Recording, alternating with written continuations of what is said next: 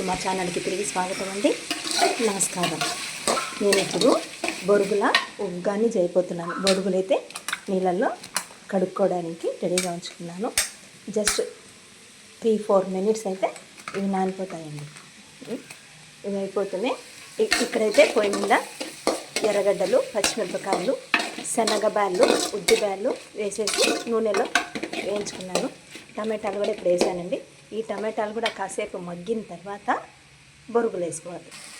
ఇవి కాస్త మగ్గిన తర్వాత కరివేపాకు, పసుపు,